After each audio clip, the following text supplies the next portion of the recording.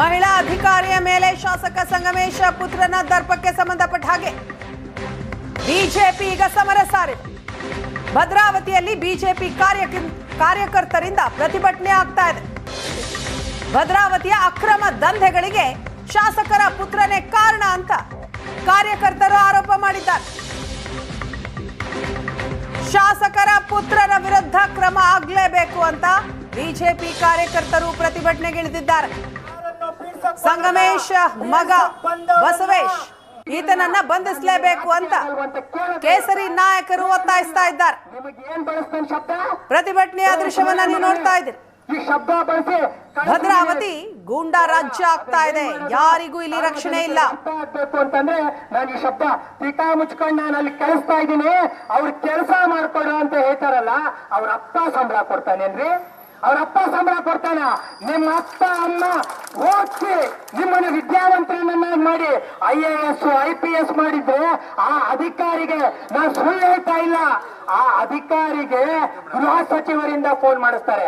ಅವರು ಗೃಹ ಸಚಿವರಿಗೂ ಹೇಳ್ತಾರೆ, ಮಂಜುಳಾ ಅವರೇ ನಿಮ್ ಭದ್ರಾವತಿಲಿ ಈ ತರ ಆಗಿದೆ, ಮಂಜುಳಾ ಅವರೇ ನಿಮ್ ಭದ್ರಾವತಿಲಿ ಈ ತರ ಆಗಿದೆ ಅಂತ ಕೇವಲ ಸಿಕ್ಕಿರುವಂತ ಕೆಲವು ಗಂಟೆಗಳಲ್ಲೇನೆ ನಮ್ಮ ತಾಲೂಕು ಘಟಕ ಅಧ್ಯಕ್ಷರು, ಪ್ರಧಾನ ಕಾರ್ಯದರ್ಶಿಗಳು ಈ ಬಗ್ಗೆ ಮಾಹಿತಿಯನ್ನ ಕೊಡ್ತಾರೆ ನಮ್ಮ ಪ್ರತಿನಿಧಿ ರಾಜೇಶ್ ಕಾಮತ್. ಇದೀಗ ಪ್ರತಿಭಟನಾ ಸ್ಥಳದಿಂದಲೇ ನಮ್ಮ ಜೊತೆ ನೇರ ಸಂಪರ್ಕದಲ್ಲಿದ್ದಾರೆ. ರಾಜೇಶ್, ಬಸವೇಶ್ ವಿರುದ್ಧ ಈಗ ಬಿಜೆಪಿ ಕಾರ್ಯಕರ್ತರು ಆಕ್ರೋಶಗೊಂಡು ಪ್ರತಿಭಟನೆ ನಡೆಸ್ತಾ ಇರೋ ದೃಶ್ಯ ನೋಡ್ತಾ ಇದ್ದೀವಿ. ಅವರ ಒತ್ತಾಯ ಏನು?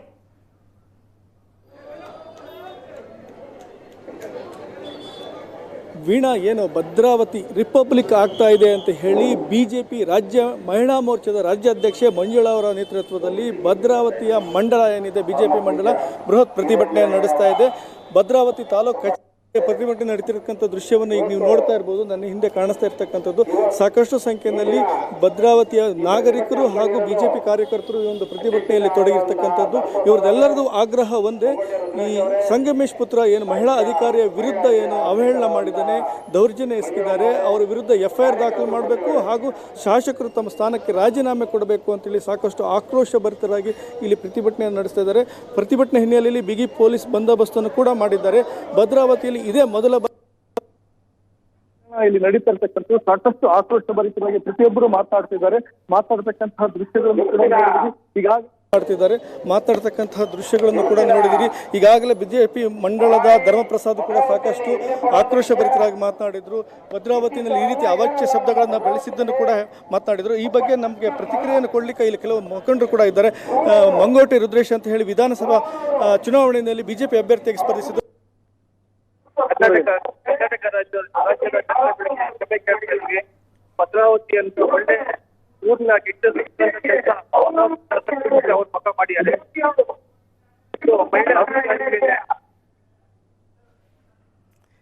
ಸರಿಯಾಗಿ ಸಂಪರ್ಕ ಸಾಧ್ಯ ಆಗ್ತಾ ಇಲ್ಲ.